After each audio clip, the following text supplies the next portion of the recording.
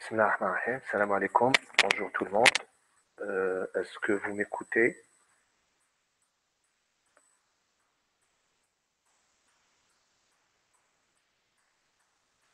Est-ce que vous m'écoutez? Est-ce que le son passe? Ok, très bien, merci. Euh, donc voilà, je me présente avant tout. C'est Monsieur Benkarha. Je suis le chargé de TP pour les groupes 2 et 3 de la section B. Donc on va essayer de faire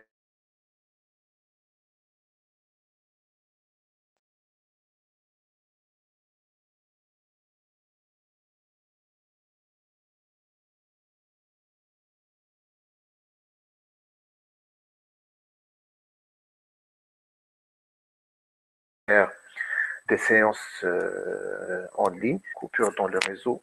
Je ne sais pas. Il m'affiche qu'il y a une coupure. Est-ce que vous m'écoutez? Donc voilà, on va faire des séances en ligne. Et il y a aussi une partie où il y aura du travail individuel de chacun parmi vous. On va créer pour chacun un site web sur le net, donc un site hébergé sur le net. Il y a des sites d'hébergement gratuits. Vous allez réaliser vos travaux, donc il y aura une partie qui sera faite à distance, donc, et puis vous allez les mettre sur le site distant et on essaiera de corriger de cette manière-là pour chacun parmi vous. Euh, Première partie dans ce TP-là, donc nous allons essayer de présenter les différents outils qu'on va utiliser pour ce TP de ce module-là. Donc, est-ce que vous voyez la présentation? J'espère que tout le monde arrive à la voir. Donc, les outils pour le TP, on a besoin de trois choses. Donc, nous avons besoin de la première des choses, euh, c'est d'avoir un navigateur web. Donc, sur toutes les machines, nous avons des navigateurs web. Deuxième chose, nous avons besoin d'un éditeur pour saisir du code. Pour cela, il y en a plusieurs qui sont disponibles sur le net et qui sont gratuits. Et nous avons besoin d'une troisième chose, c'est lorsqu'on arrive à la partie programmation, euh, c'est ce qu'on appelle le serveur. Donc, c'est un kit qu'on va utiliser. C'est un serveur web, c'est un interpréteur du PHP et en même temps un SGPT. On va essayer d'expliquer ces différents outils qu'on va utiliser sur les slides. Donc, nous avons besoin d'un éditeur de texte. Il y en a tellement. On vous conseille pour ce module d'utiliser le Notepad++.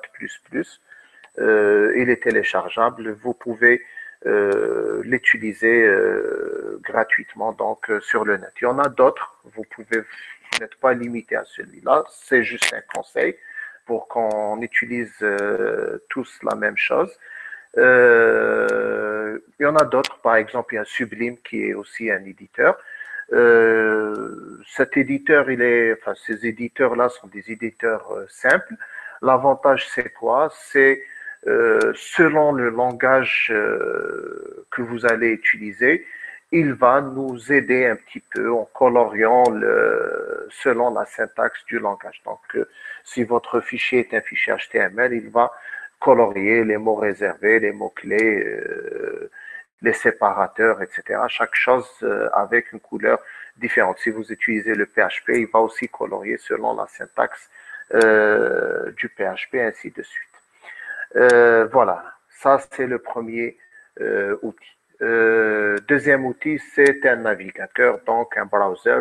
Ça permet donc de consulter les pages qui sont réalisées. Vous pouvez utiliser n'importe lequel.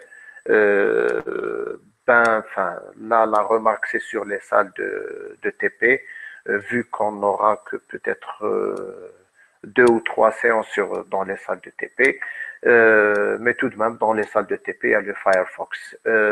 Chez vous, vous pouvez utiliser n'importe quel éditeur, Google Chrome, Opera, enfin, n'importe lequel, ça marche. Donc, ça permet juste de consulter le résultat.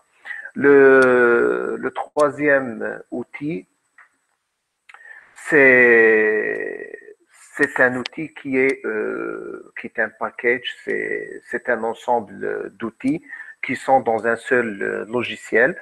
Nous, on va utiliser le WAMP Server, mais il existe d'autres, par exemple le Easy PHP, le XAMPP, etc. Donc, il y en a plein qui existent. On peut télécharger aussi gratuitement et qu'on peut installer facilement. Quel est le rôle du WAMP Server? Le WAMP Server va installer 3 éléments. Un, c'est le serveur web qui est Apache. Bien sûr, il y en a plein de serveurs web. Pour le WAMP, le EasyPHP et le XAMPP aussi, ils installent le Apache comme serveur web. Le deuxième outil, c'est un SGBD. Il va nous installer le MySQL, vu que dans ce module-là, nous avons opté pour le SGBD MySQL. Et pour le langage de programmation, il va installer l'interpréteur PHP. Donc, d'où le terme WAMP W, c'est pour Windows, le A pour Apache, le M pour MySQL et le P pour PHP. Alors, le Notepad, donc c'est un éditeur, voilà, enfin, il a une interface semblable à celle-là, à quelques petites différences selon les différentes versions. Alors, juste un moment, je vais accepter les personnes qui arrivent. Donc, c'est un simple éditeur. Vous avez le menu, les outils. Vous pouvez écrire votre code, l'enregistrer. Et dès qu'il est enregistré selon l'extension d'enregistrement, il va commencer à colorier donc selon la syntaxe.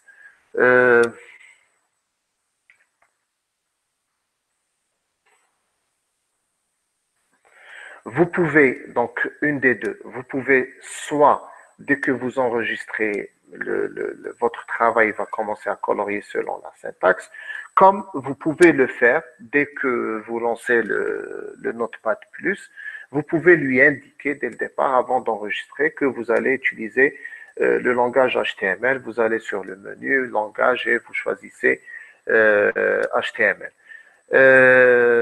Vous devez aussi faire d'autres réglages, comme par exemple choisir l'encodage pour les caractères accentués, particulièrement les caractères accentués en français.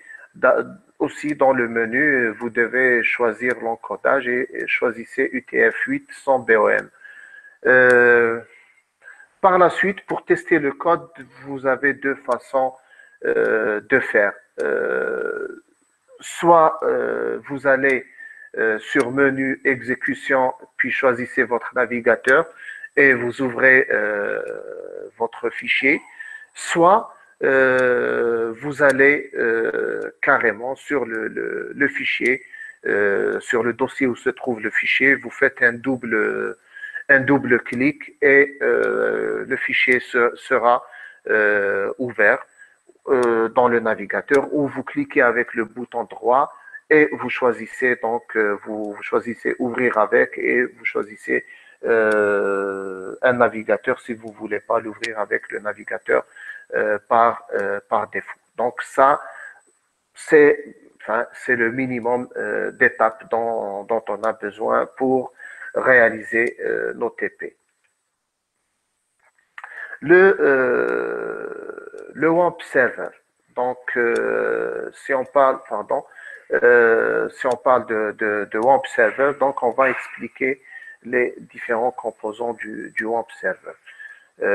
Parmi les composants du WAMP Server, vous avez, donc comme on l'a dit tout à l'heure, vous avez le Apache. Le Apache qui est un serveur web. Donc, si on dit serveur web, donc le web utilise le protocole HTTP de la série de protocoles TCP/IP. Normalement, vous avez une idée sur ça. Vous avez fait le module réseau. Donc, HTTP, c'est Hypertext Transfer Protocol. Donc, c'est le protocole qui permet de transférer entre un ordinateur et un serveur distant les pages web. Le serveur Apache, c'est le plus célèbre parmi les serveurs qui existent actuellement. C'est quoi le rôle d'un serveur web si on veut simplifier vraiment les choses?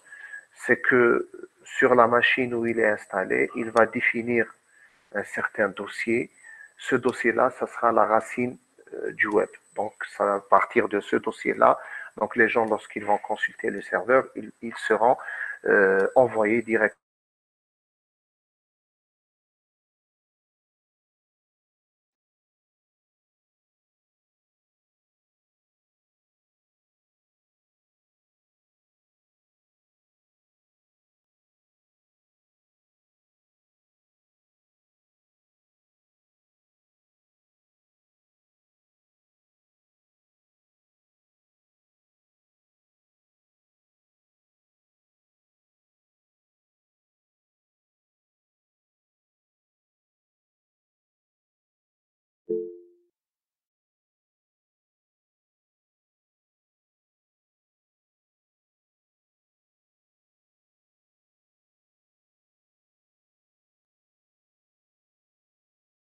Oui, pardon, j'ai pas ouvert le micro.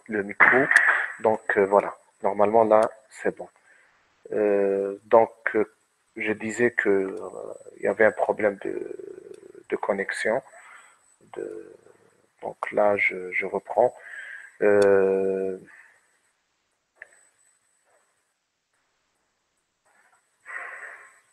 donc, je ne sais pas à quel niveau ça s'est coupé. Je vais essayer de reparler. Donc, à partir de, je pense que c'est à partir de ce slide. Euh, donc, je vais essayer de réexpliquer. Donc, pour le WAMP server,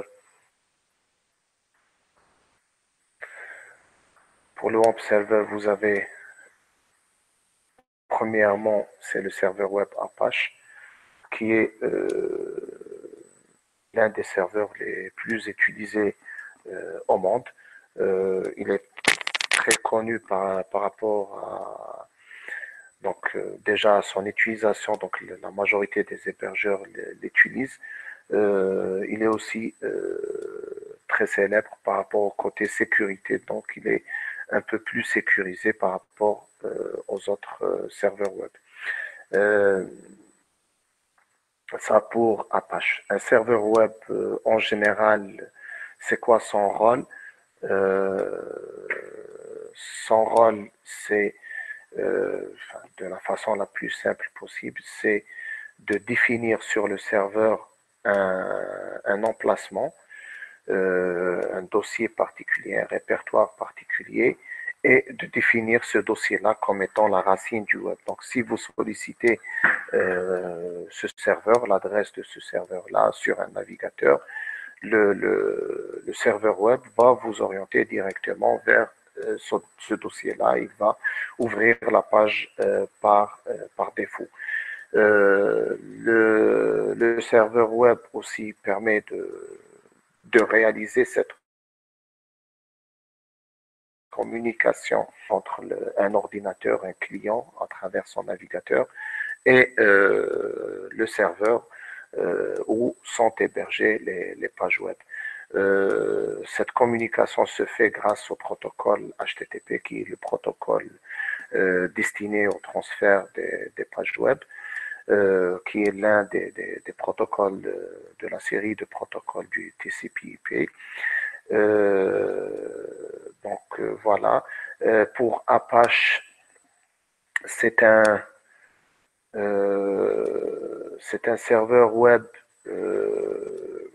qui n'a pas d'interface spécifique de configuration. Il se configure à l'aide de fichiers textuels. Dans ces fichiers-là, on insère des commandes pour définir la configuration du serveur web. Différentes commandes, comme par exemple limiter l'accès à un dossier particulier, mettre un dossier sous mot de passe, définir la page par défaut qui sera ouverte, et ainsi de suite. Deuxième élément, c'est le MySQL. MySQL, c'est un SGBD, c'est un système de gestion de base de données. Il est assez léger, assez simple, si on le compare par rapport à d'autres SGBD comme Oracle ou SQL Server, par exemple. Il n'a pas la même puissance, la même force que ces deux SGBD, mais tout de même, il nous permet de réaliser pas mal de choses. Et sur le web, on le préfère à cause de sa légèreté. C'est qu'il a un temps de réponse rapide et donc le temps est très important dans le web. Donc on préfère le MySQL lorsqu'il s'agit de projets simples ou moyens. Troisième élément, c'est le PHP. Le PHP, c'est un langage de programmation. Sa syntaxe, elle est très proche du langage C. Donc, ceux qui ont l'habitude de travailler avec le langage C, ils vont se retrouver facilement avec le langage PHP. Le langage PHP, on parle d'interpréteur de PHP et non pas de compilateur. Je pense que vous faites la distinction entre les deux. Un compilateur, vous avez un code, il vous génère un exécutable, puis vous n'avez plus besoin de ce code-là, vous lancez l'exécutable à chaque exécution. L'interpréteur, non.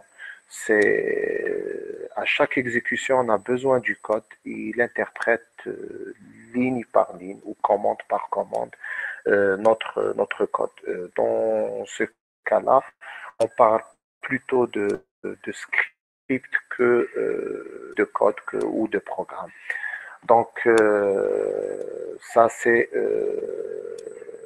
le langage donc, concernant le langage PHP. Donc, le web server installe l'interpréteur PHP.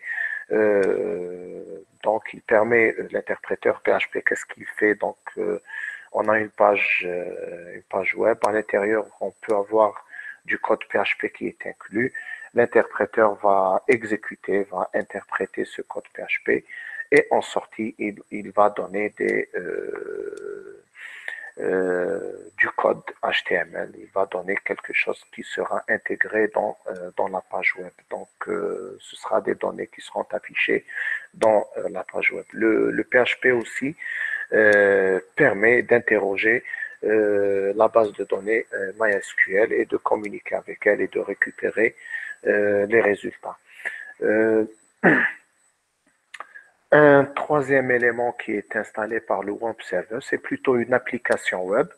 C'est le PHP MyAdmin. C'est une application web qui nous donne une interface pour gérer plus facilement le MySQL. Donc, ça nous permet de créer, par exemple, une base de données. Ça nous permet de créer des tables, de définir les différents attributs de chacune des tables. Donc, on peut même insérer des enregistrements, supprimer, modifier, etc. Pardon, à l'aide d'une interface assez simple et assez facile à utiliser. Le MySQL aussi, on peut le configurer, on peut réaliser tout ça grâce à des lignes de commande qu'on peut qu'on peut exécuter. Mais le PHP MyAdmin, donc ça nous simplifie la tâche. À l'aide de simples clics, on peut réaliser tout ça et on n'est pas obligé de connaître toutes les commandes de MySQL. Voilà, ça, on va les utiliser par la suite. Euh, pour le moment, on va se lancer dans le premier TP. Avant de se lancer, est-ce que vous avez des questions concernant cette première partie? S'il y a des questions, ouvrez votre micro et posez la question. Sinon, vous pouvez écrire la question sur le chat. Et je répondrai à vos questions.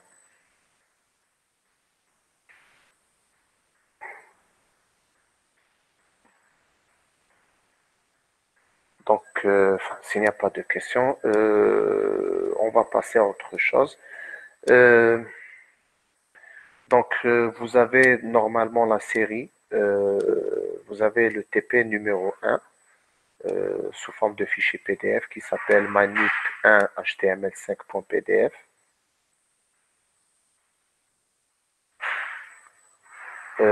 Ah oui, il y a une question. Pour les gens qui ont Linux, aussi, il y a un outil.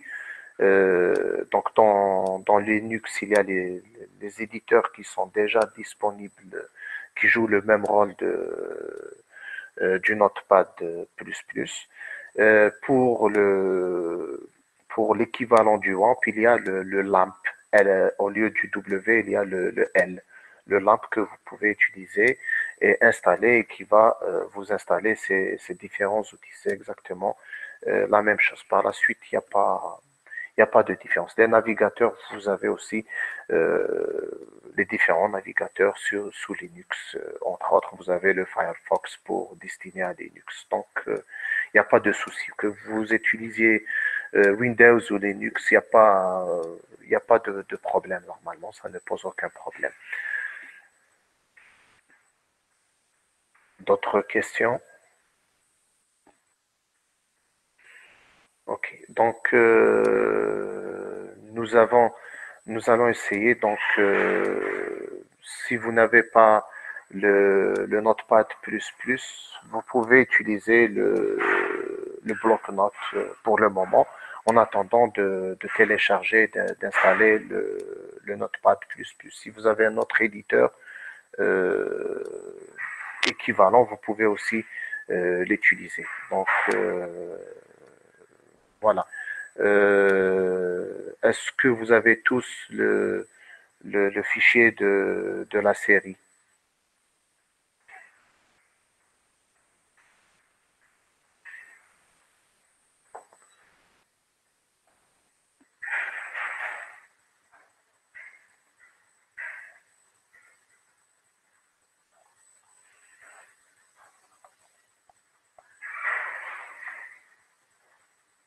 Je pensais que votre chargé de cours l'a envoyé. Est-ce que ce fichier-là,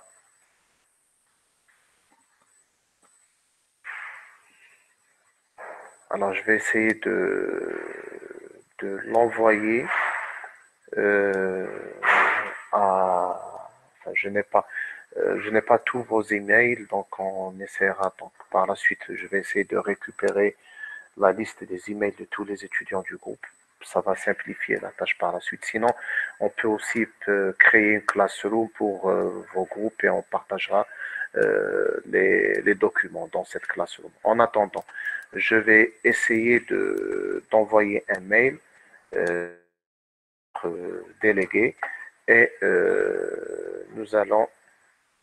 je vais envoyer le document et on va essayer de travailler dessus. Donc voilà, ça vous permettra aussi pour le premier exercice de copier-coller pour ne pas perdre beaucoup de temps.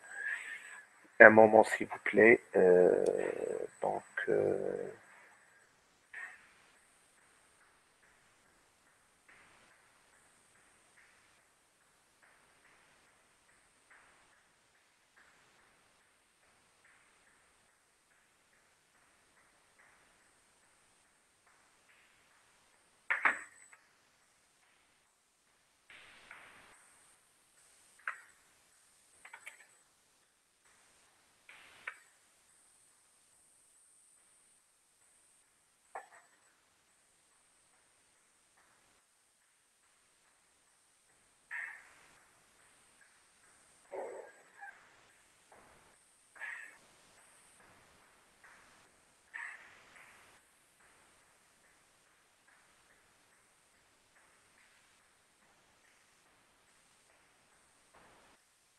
Donc voilà, je demande, je ne sais pas comment,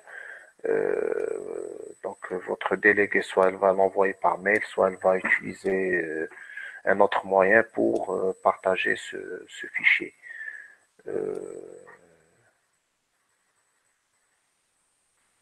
ne sais pas si votre délégué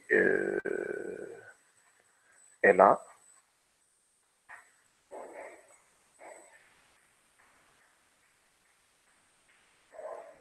Euh, je ne sais pas dans la liste des participants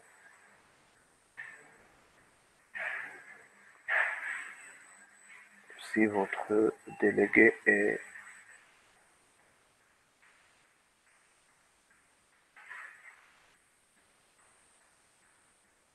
Je pense qu'elle n'est pas là. Est-ce que quelqu'un...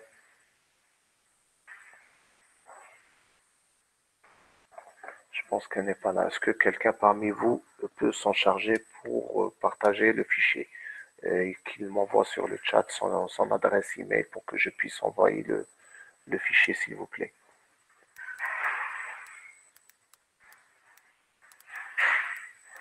Une adresse email, s'il vous plaît. Ok, merci.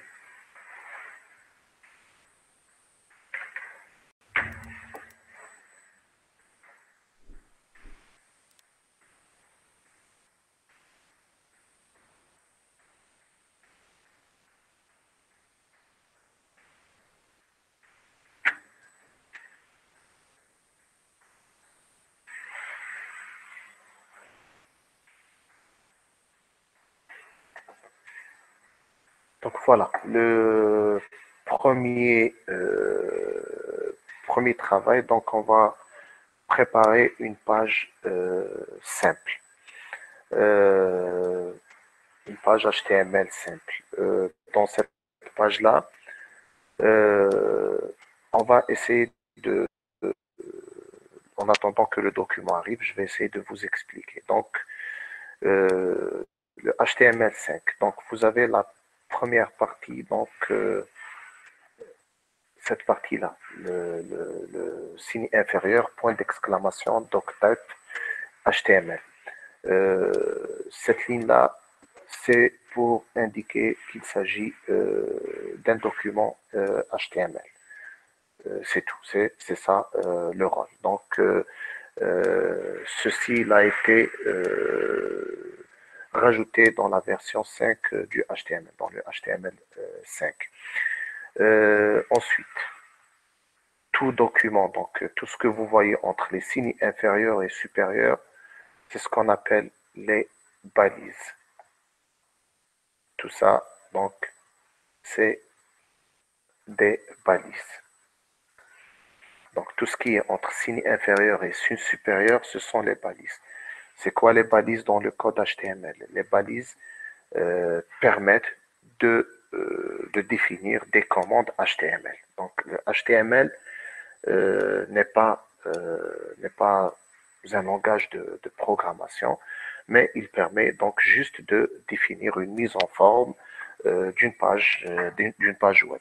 Cette mise en forme, elle se fait grâce à ces balises-là. On va distinguer différents types de balises. Donc, il y a cette balise-là, inférieure, supérieure, et puis à l'intérieur, il y a quelque chose. Donc, cette balise-là, c'est ce qu'on appelle une balise ouvrante. Euh, les balises ouvrantes, elles ont toujours une balise fermante. Elle est comment? Donc, la balise fermante, elle est la même que celle qui est ouvrante, juste après le signe inférieur, vous avez un slash. Donc, à toute balise ouvrante, il y a une balise fermante. Deuxième chose, il y a un autre type de balise. Celle-là. Vous voyez cette balise, meta char7 égale UTF-8, etc.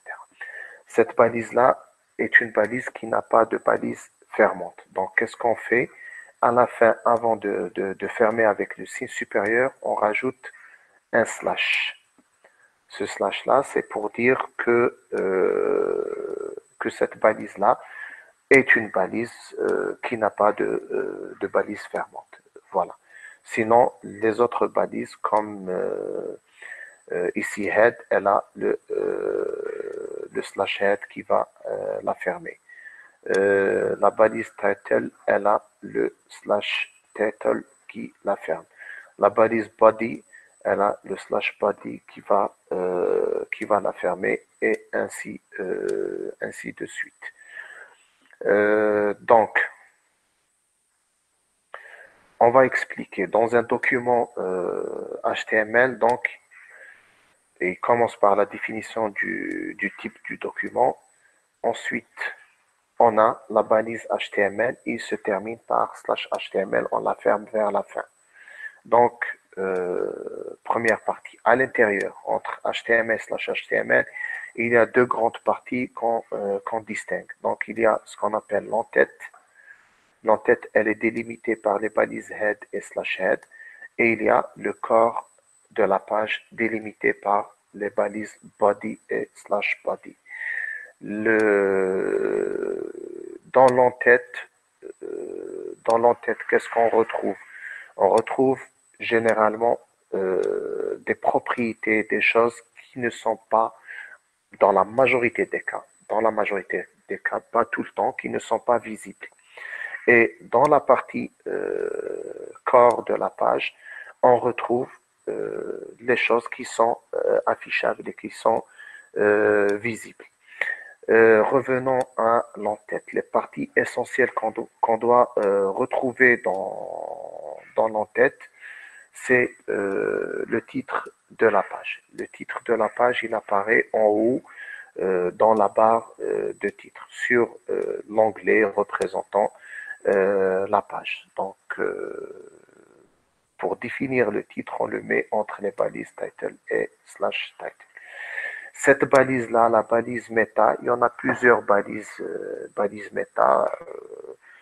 La balise méta, celle-là, elle permet de définir l'encodage.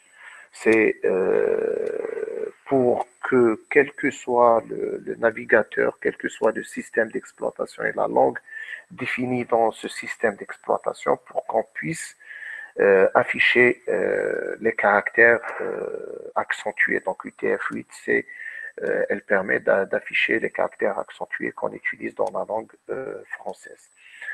Euh, voilà, et puis il y a la partie corps de la page. Tout texte que vous allez insérer, il va apparaître. Donc ça, c'est la première étape. Vous pouvez ouvrir votre éditeur et essayer donc d'écrire cette page-là.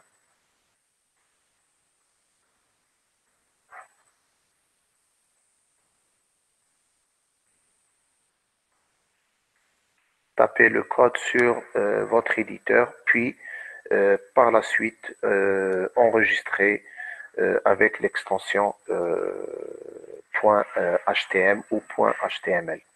Le fichier doit être enregistré avec l'extension .htm ou .html.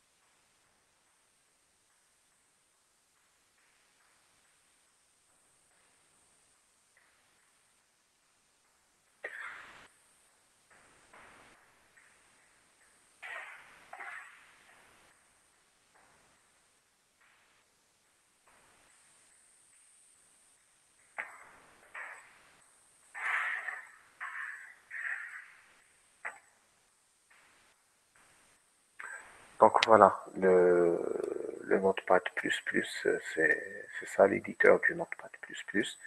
Donc on peut taper le code.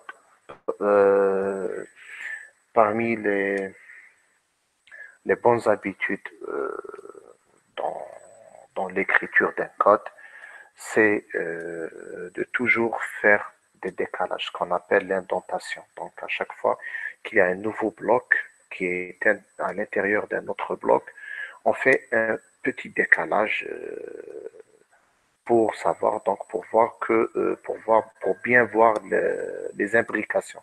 Ça donne par la suite, ça facilite la lisibilité du code. Euh, donc, c'est la première consigne. La deuxième consigne, c'est dès que vous ouvrez quelque chose qui doit se fermer, il faut le fermer immédiatement et puis par la suite insérer au milieu. Par exemple, lorsque je fais de la programmation, j'ouvre une accolade, euh, je la ferme tout de suite et puis j'écris entre les deux accolades. Donc, c'est de bonnes habitudes. Ça nous permet de minimiser les erreurs qui sont, enfin, si vous permettez le terme, qui sont bêtes dans la programmation. Euh, Parfois, une parenthèse mal placée, parfois une accolade mal placée, ça génère des erreurs imprévues dans le code lorsqu'on fait l'exécution. Donc, HTML, et je ferme immédiatement slash HTML. Puis, entre les deux, je vais insérer encore du code l'entête head et slash head. À l'intérieur de l'entête, je vais insérer le titre.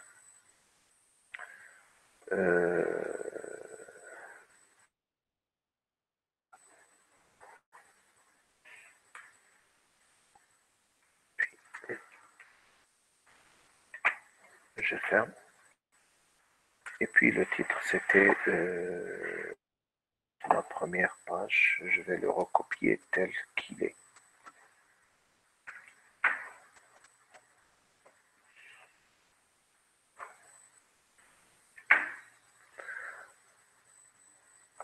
Alors, pour ne pas perdre mon travail, je vais l'enregistrer et je vais le mettre quelque part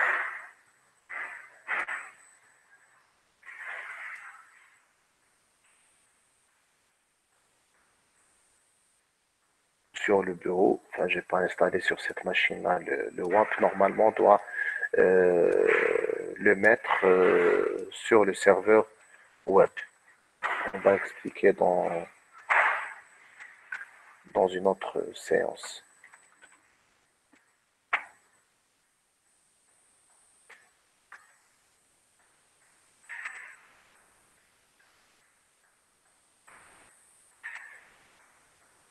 Voilà, dès que c'est enregistré avec l'extension HTML, vous avez les balises qui sont coloriées. On rajoute aussi la balise meta.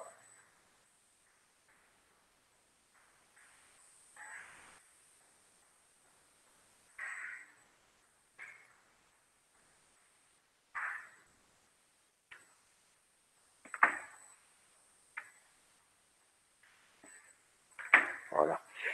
Euh, je mets le slash avant de fermer le signe supérieur. Là, c'est pour dire que cette balise-là n'a pas de balise fermante. Je n'ai pas parlé d'un autre point. Donc, à l'intérieur, donc meta, c'est le nom de la balise. Ici, à l'intérieur, il y a des informations supplémentaires. Donc, chaque balise a des attributs qui ont des valeurs. Donc, pour ici, dans notre cas, la balise meta, elle a cet attribut-là, le char set, c'est un attribut. Et il a sa valeur, c'est celle qui apparaît après le égal. Donc, les valeurs des attributs, elles sont toujours mises entre double cote, entre les guillemets. Donc voilà. Euh, Là, dans l'éditeur, il me colorie en rouge le nom de l'attribut. Puis, j'insère la balise body. que-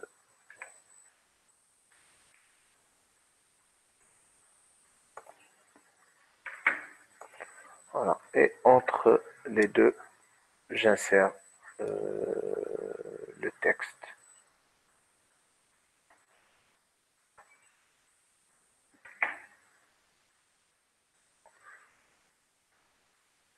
Et puis, j'enregistre la page.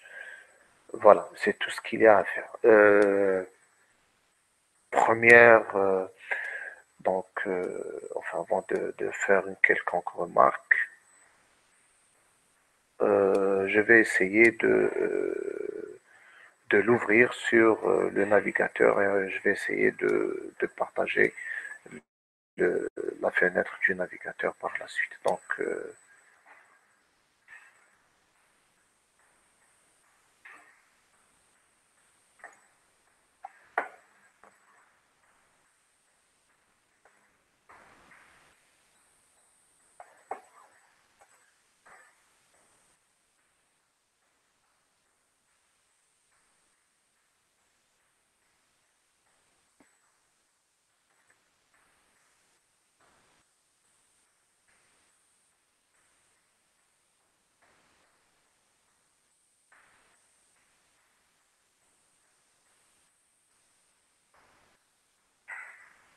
voilà. Donc, ça donne ceci. Vous avez en haut, dans, dans l'onglet correspondant, le titre qu'on a inséré entre les balises title et slash title.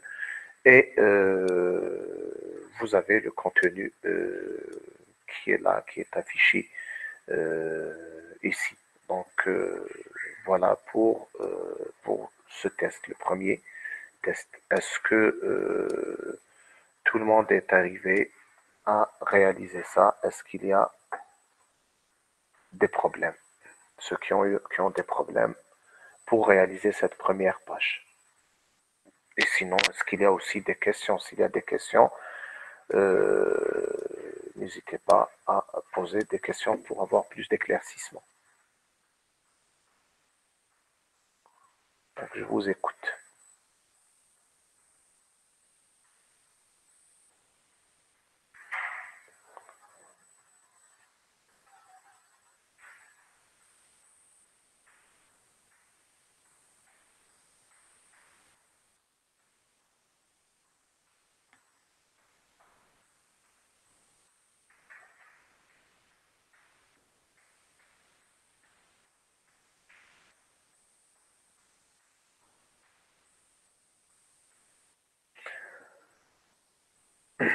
Une remarque euh, dans le code HTML. Dans le code HTML, les espaces supplémentaires, les sauts de ligne ne sont pas pris en considération. Je vais revenir sur l'éditeur, je vais apporter des modifications et on va voir dans l'éditeur par la suite ce que ça va donner. Je vais repartager euh, l'éditeur Notepad.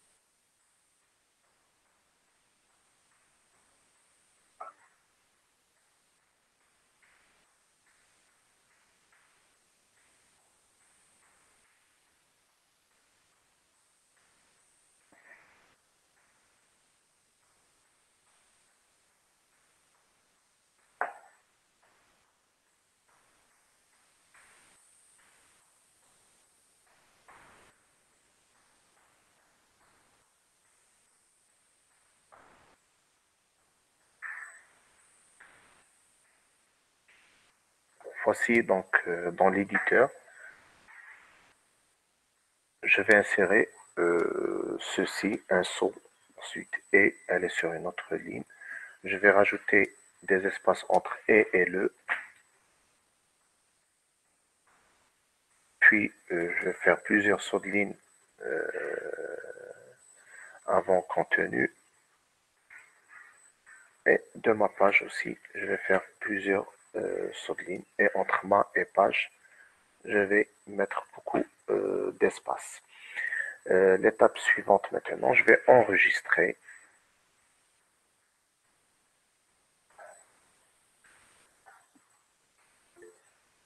Donc après enregistrement, nous allons essayer de revoir l'affichage. Donc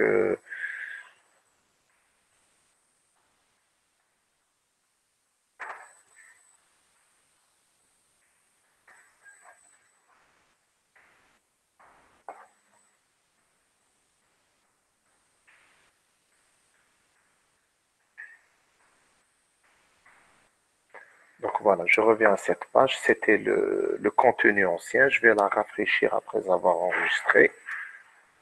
Et donc après actualisation, rien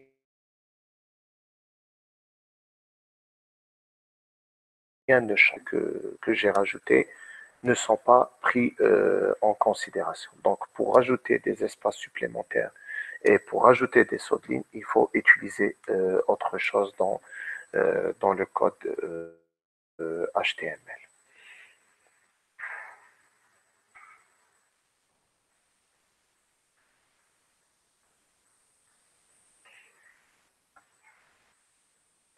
Alors, est-ce que tout le monde a fait cette étape-là pour qu'on puisse passer à autre chose?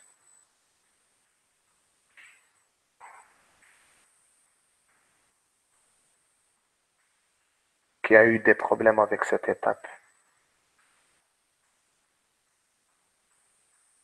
Est-ce qu'il y a quelqu'un qui a eu des problèmes avec cette manipulation?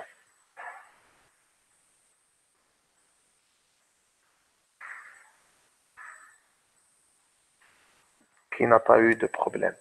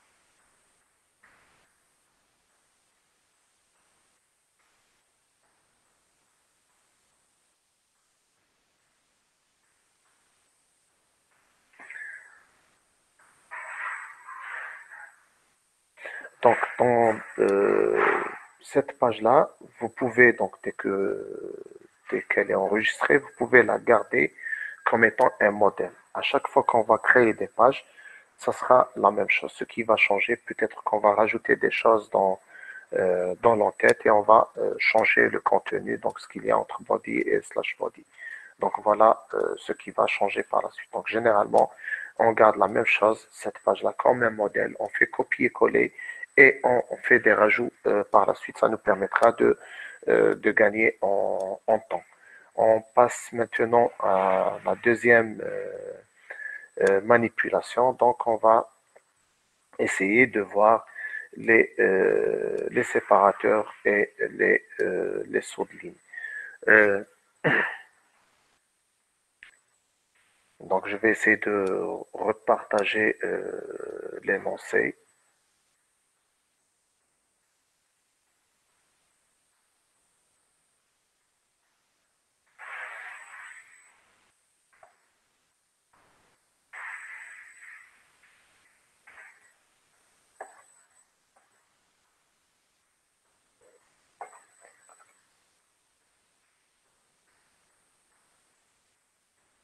Donc voilà, on va voir les sauts de ligne et les séparateurs. On garde la même chose. Ce qui va changer, c'est la partie corps de la page entre body et slash body. Donc c'est ce que vous avez ici comme affichage. On va essayer de voir trois balises. La première balise, c'est la balise BR. Qu'est-ce qu'elle fait, la balise BR? La balise BR fait une coupure de ligne. Elle permet de nous.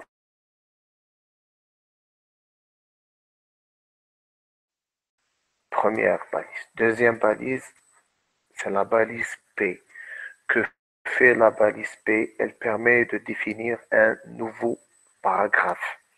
Donc, elle va renvoyer à la ligne et sur la ligne suivante, il y aura un décalage par rapport à la ligne précédente.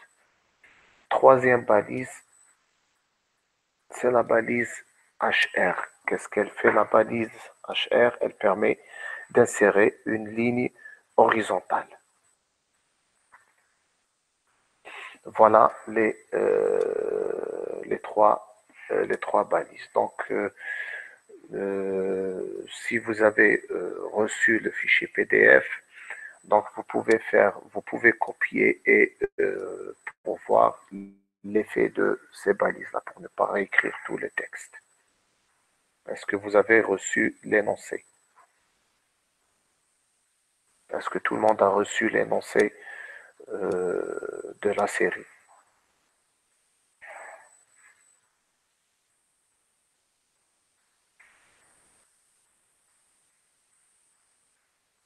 Ceux qui n'ont pas reçu, est-ce que vous pouvez insérer vos adresses email? Je vous l'envoie tout de suite.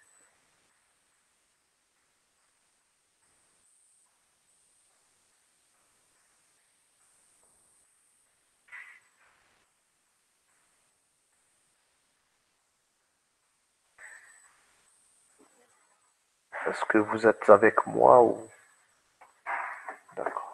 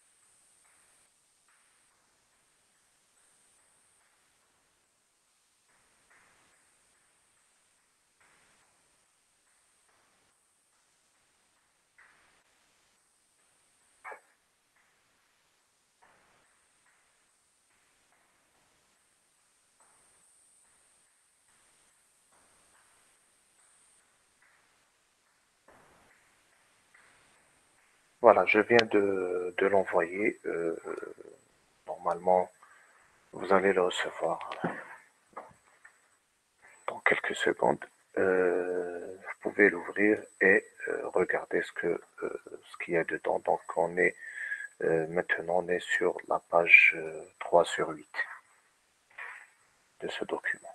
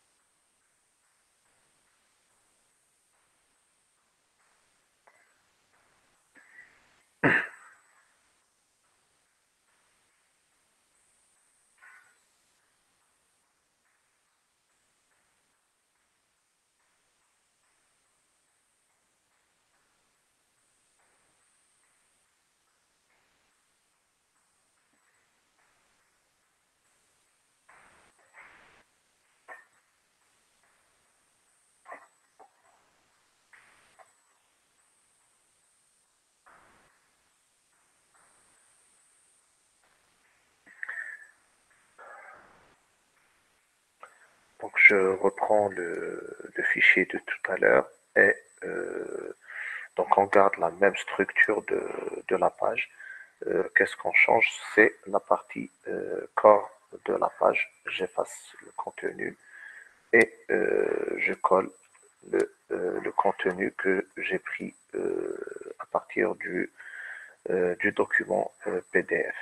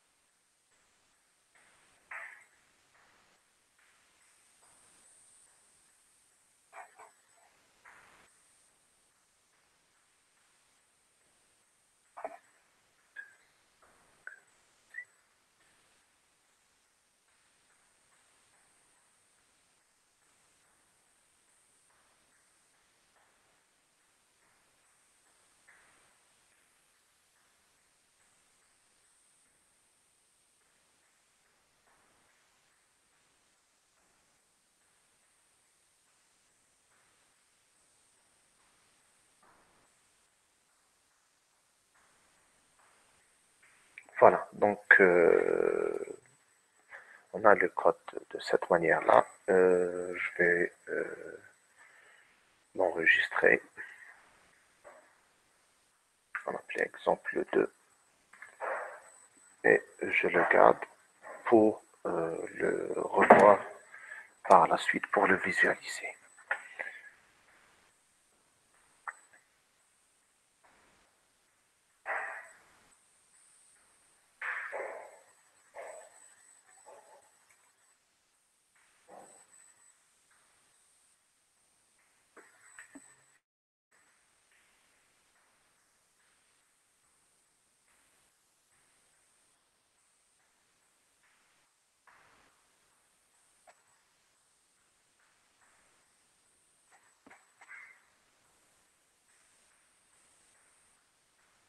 Donc maintenant, on va essayer de l'exécuter, de le voir sur le navigateur.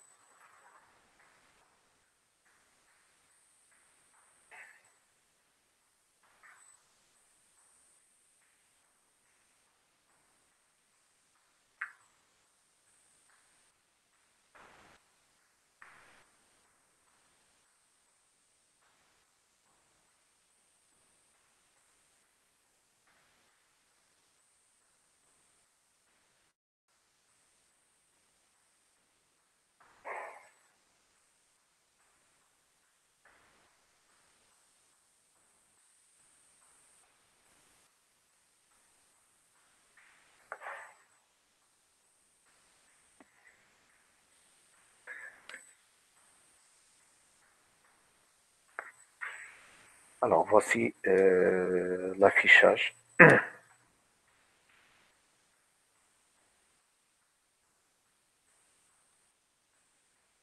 Donc là où il y a des BR,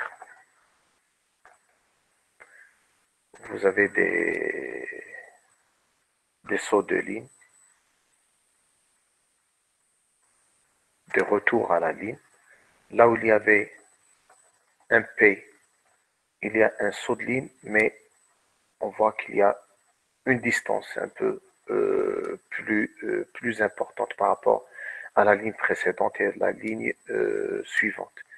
Là où il y a un HR, il a inséré cette ligne horizontale et il y a aussi automatiquement avec HR, il y a un retour à la ligne. Donc voilà les, les trois séparateurs et leur effet. Le BR est une balise, c'est une commande, on demande de sauter à la ligne, donc elle n'a pas de balise fermante. La balise P, celle du paragraphe, elle a une balise ouvrante et elle a une balise fermante, puisqu'un paragraphe, il a un début, il a une fin de paragraphe. Donc la fin, c'est pour passer au paragraphe suivant. Euh, Créer une ligne horizontale, ça n'a pas de balise fermante. Donc on l'écrit HR slash directement. Donc voilà pour cette manipulation.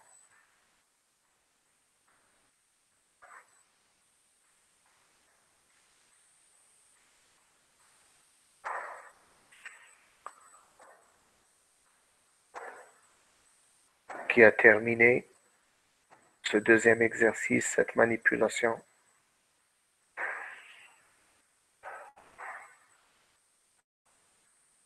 Qui n'a pas terminé.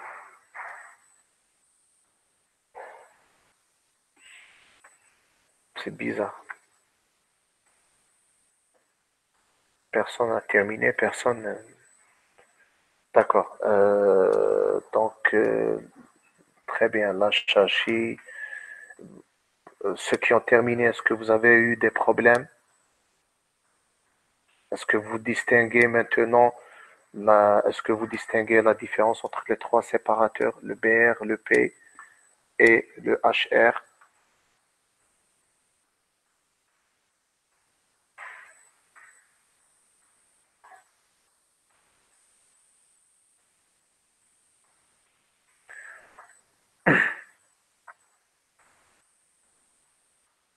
Très bien. Donc, on va faire une toute petite modification maintenant avant de passer à la troisième manipulation.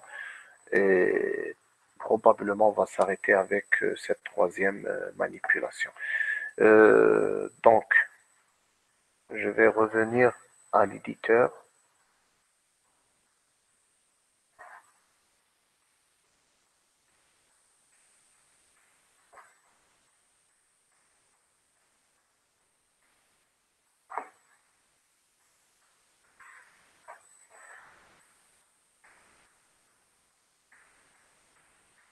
Voilà l'éditeur. Donc maintenant,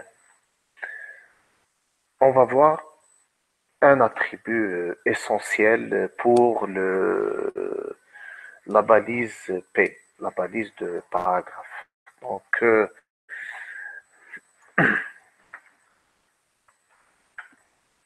c'est l'attribut d'alignement. Donc, align. Et je vais lui donner une première valeur, left. Donc, j'ai rajouté un attribut à l'intérieur de la balise P, c'est l'attribut align, et je lui ai donné la valeur left, en anglais, qui veut dire gauche. Donc, ça veut dire quoi? Je vais essayer d'aligner mon paragraphe à gauche. J'enregistre et je reviens euh, vers mon éditeur. Donc, vous pouvez faire la même chose et revenez vers votre éditeur et regardez ce qui va se passer. Qu'est-ce que vous allez constater?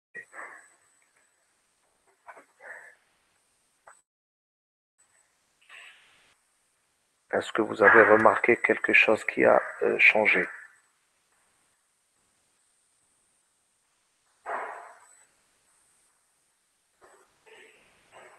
Est-ce que quelque chose a changé?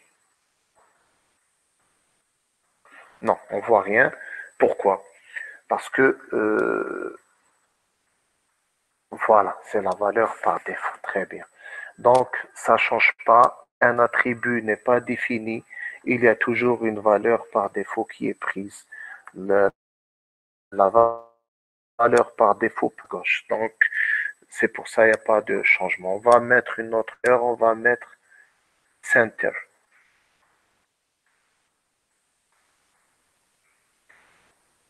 Et on enregistre. Et regardez ce que ça va donner. Donc, normalement, cette, avec un élément paragraphe, ce texte-là, il sera centré cette fois-ci.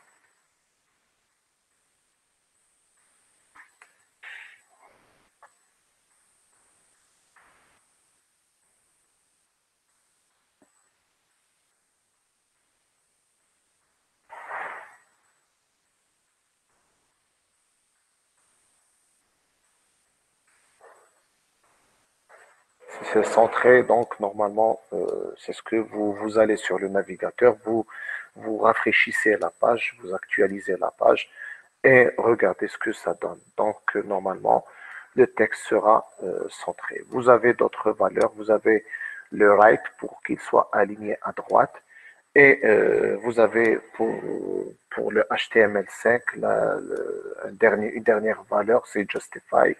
Ça veut dire que c'est justifié. Si vous avez le paragraphe qui est sur plusieurs lignes,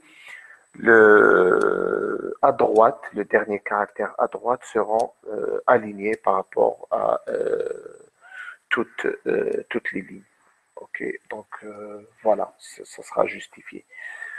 Un autre point, on peut avoir à l'intérieur d'un paragraphe une coupure de ligne, un saut de ligne. Donc, dernière manipulation sur cet exercice 2. Avant le mot paragraphe, entre élément et paragraphe, on va insérer la balise BR. Et on enregistre. Et regardez ce que ça donne.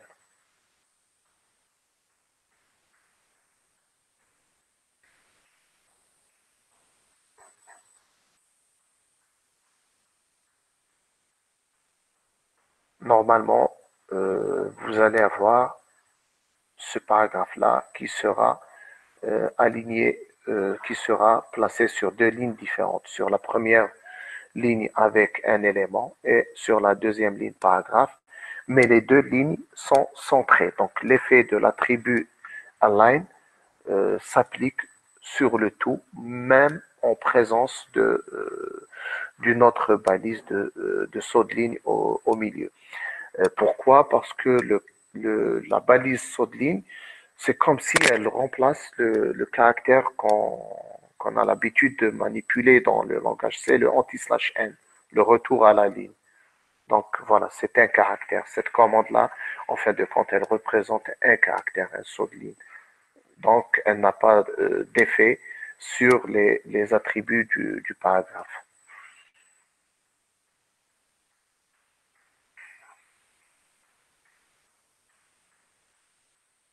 Oui, donc saut de ligne, mais l'essentiel, c'est l'effet de l'attribut d'alignement. Donc ce saut de ligne, ce n'est en fin de compte qu'un caractère dans le paragraphe. Donc il est à l'intérieur du paragraphe. Le BR, en fin de compte, il ne va représenter qu'un seul caractère à l'intérieur du paragraphe. Donc voilà pour cette partie-là. On va passer à la dernière manipulation pour cette séance-là. Ce sont les titres.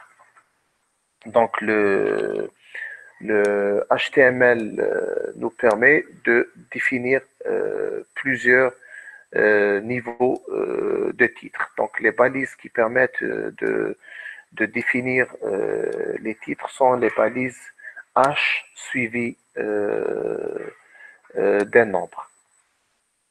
Je vais essayer de remettre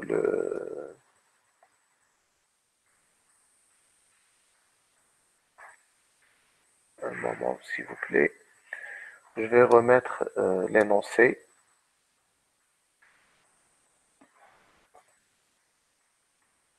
Voilà.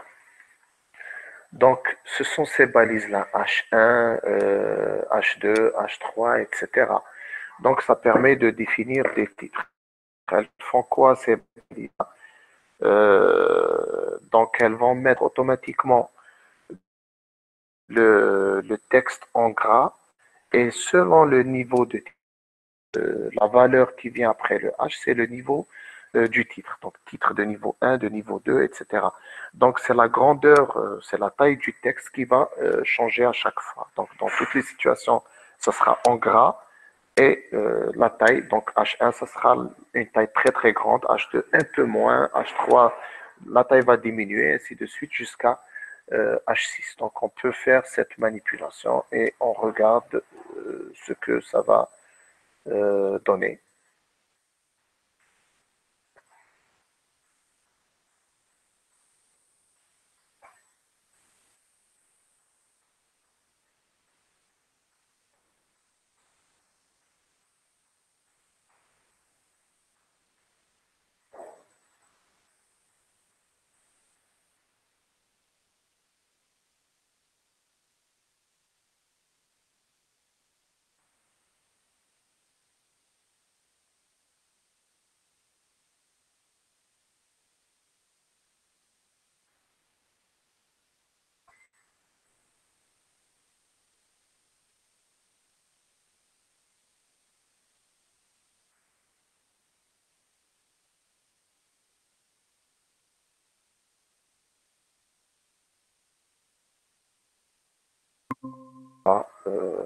À l'intérieur d'une valise de titres. Donc on a 6 niveaux de titres.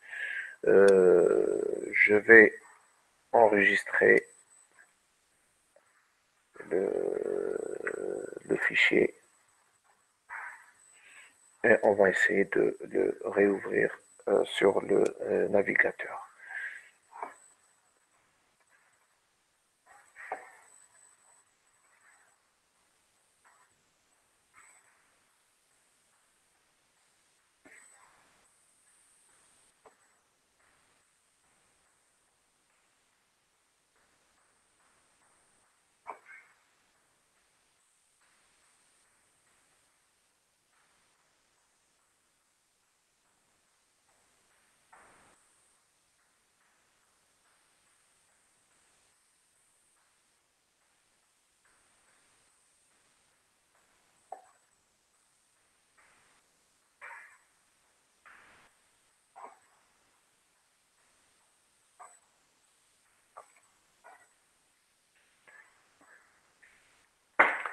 Donc voilà, donc les différents niveaux de titres, ce que ça donne comme résultat.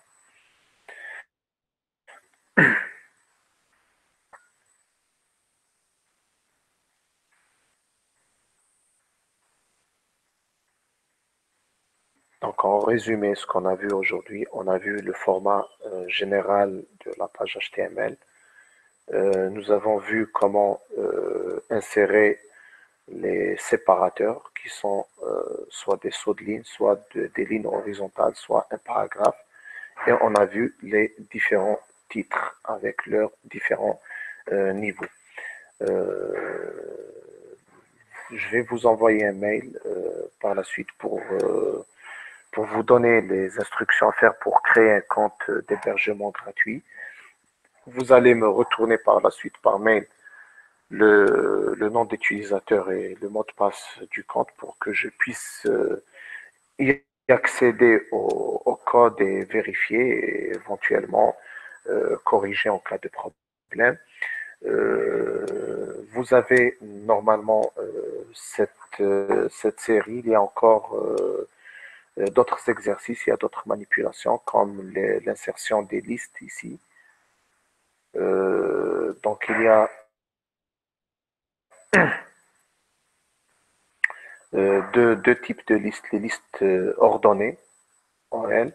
Les listes ordonnées, ça permet d'insérer une liste numérotée, 1, 2, 3, etc. Il y a les listes non ordonnées, ordonnées. Il y a les listes, ici on n'a pas dans la série. Il y a aussi les listes, si, ils sont là, les listes non ordonnées. C'est là avec la balise UL. Ça, ça permet d'insérer des puces. Et il y a ce qu'on appelle les listes de définition. Donc, ça, c'est pour les exercices à faire. Puis, il y a une autre manipulation, c'est les tableaux. Vous avez aussi les balises nécessaires pour créer un tableau. Euh, voilà, puis avec une manipulation en rajoutant à l'intérieur donc des balises de titres et autres. Donc voilà, c'est ce qui est. On vous demande de préparer tout ça d'ici la prochaine séance, Inch'Allah. Euh, S'il y a des questions, s'il y a des problèmes, s'il y a un blocage, vous pouvez envoyer vos remarques, vos questions par mail. Euh, je vais vous envoyer encore un autre mail, donc que je n'ai pas toutes les adresses email. Je vais l'envoyer à ceux qui m'ont donné leurs adresses email aujourd'hui et essayer de partager avec les autres étudiants des groupes 2 et 3. Et nous allons essayer par la suite donc d'avancer de cette manière-là. Ok, donc s'il y a des questions, je suis là pour répondre aux questions.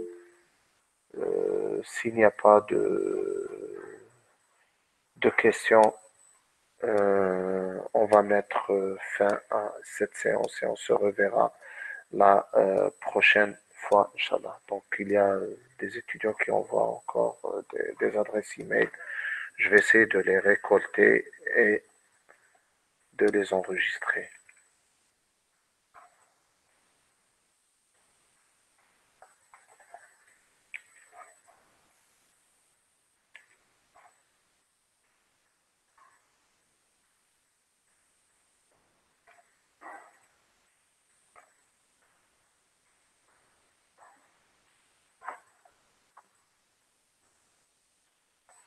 Ah, je vous en prie. Voilà. Donc, toujours, en cas de problème, si vous n'avez pas compris quelque chose, n'hésitez pas à envoyer par mail. Voilà. Bon courage et à la semaine prochaine, Inch'Allah. Merci.